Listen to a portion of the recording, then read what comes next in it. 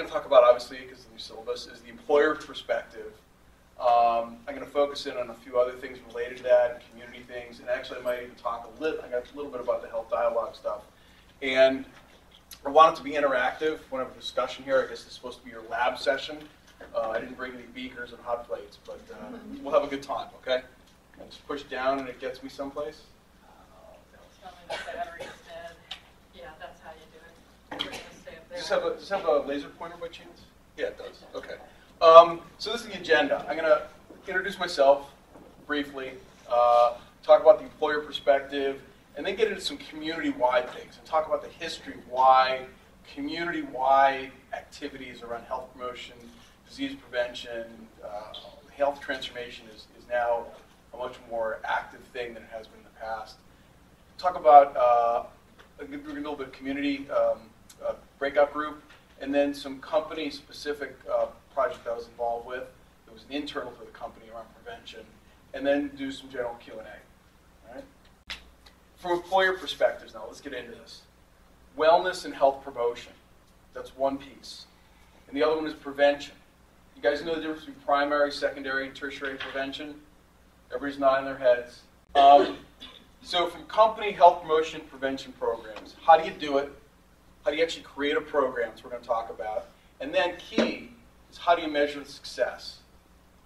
Because you can do whatever you want, and then measuring success is something that can be a challenge. And I want to get into that a little more with you, maybe think about that. And the work I did for G's Healthy Imagination, you may have seen some ads on TVs or online or in newspapers. I was working in Cincinnati and some other cities helping them create this community-wide transformations. So, is there a whiteboard behind me? Told me to be one. So, what is a community? This is my symbol for community, just amorphous block. Yeah? If they're larger cities, you have business centers where a lot of businesses are headquartered. You have businesses in every community, big or small, right? People got to go to work. They're not just all going to the playground, the hospital, the church. So you got big, big factories. You got little stores. You got food. You got stores. You got factories. All sorts of stuff. But you also have universities too. A lot of times, that's like elementary schools. You have universities. You talked about senior centers. Somebody's got other nonprofits. A whole mix of different kinds of things. And of course, for every one of these in a city of any kind of size, you've got a lot more than one. You've got more than one church, you've got more than one school. So, does anybody else any of the major ones I've missed? Want to throw out ideas? I think that's a pretty good mix. The reason I'm pointing this out is I want to come back to the first thing somebody said. Is there a difference? You got blue, blue, blue with black, huh? Oh, and green. And red. I got it. Is the people, right? What's the common denominator about all these things in the communities? These people are going from one to the other. They may live out here, they shop at the mall, they go to the church, they play in the playground, they go food shopping, they end up at the hospital, they may work in the government, have to go there to get their car registered, and then they may work at all these different places, right? Why is community focus for employers? You with a water bottle. It's like your hand going up. Why? Because employers want a healthy community, so they can be, so just like they get their employees from that community. That's one good reason. And another one? It increases productivity. That's a good one too. What are the employer's goals? You said increase productivity, hire good workers, have healthy workers, attract workers to that community because it's a healthy community.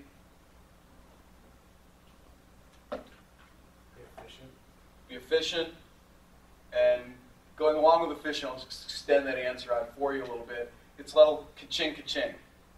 They're spending a lot of money on healthcare and they want to save money.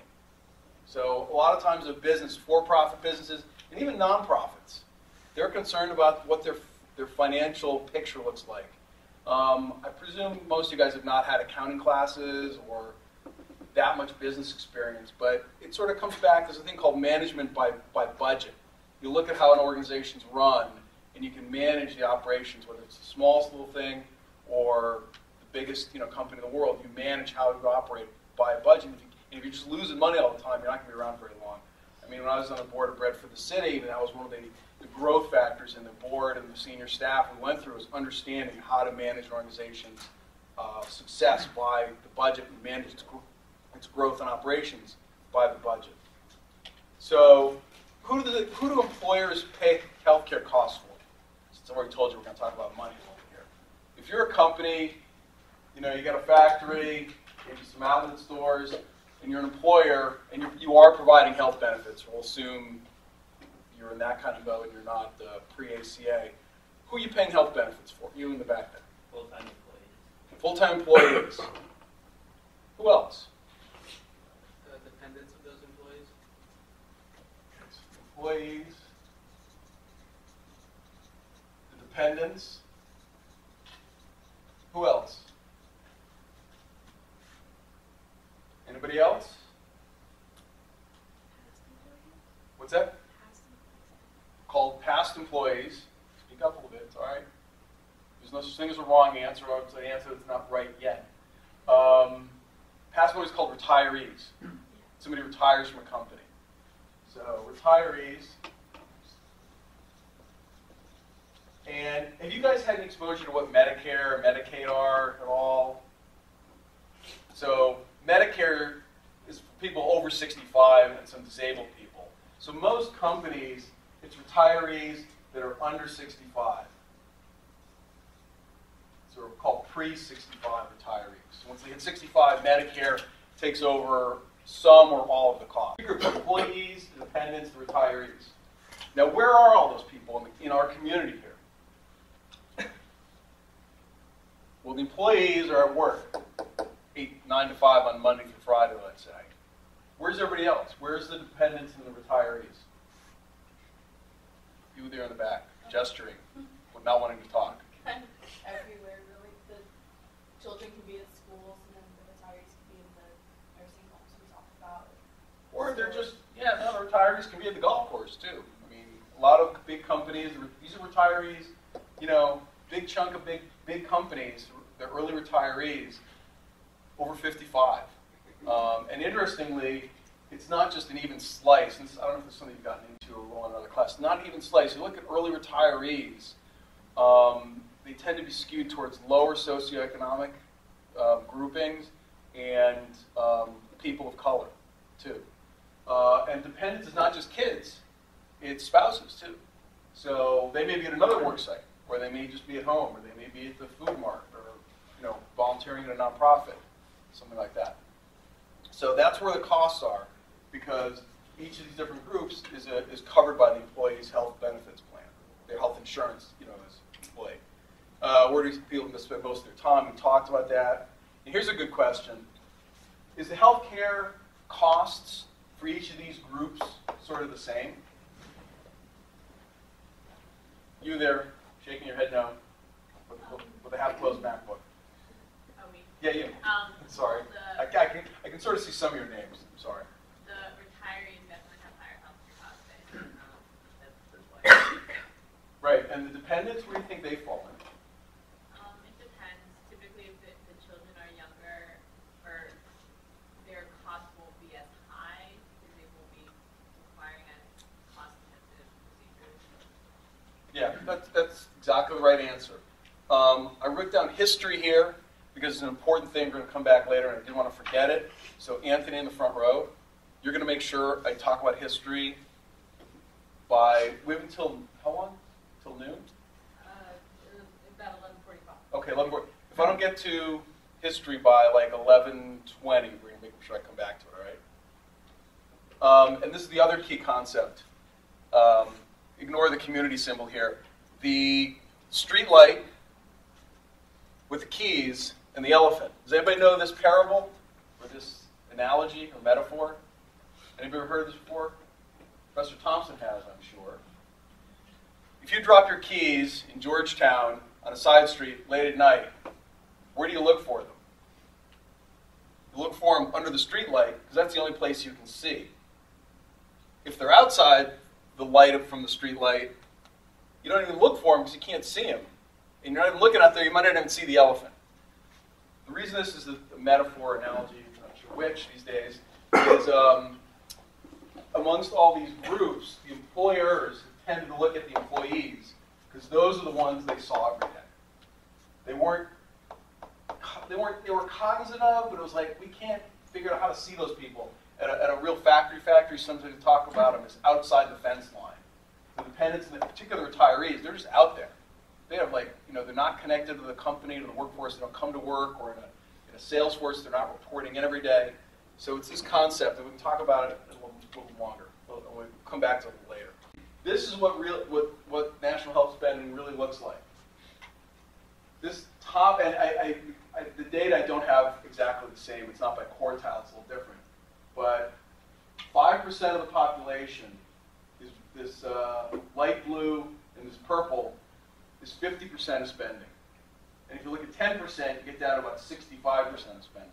It's really skewed. Now, this does include the healthiest, teenagers and the oldest elderly. So you've got to, whenever you're looking at how healthcare spending is distributed, you've got to think of what's the population.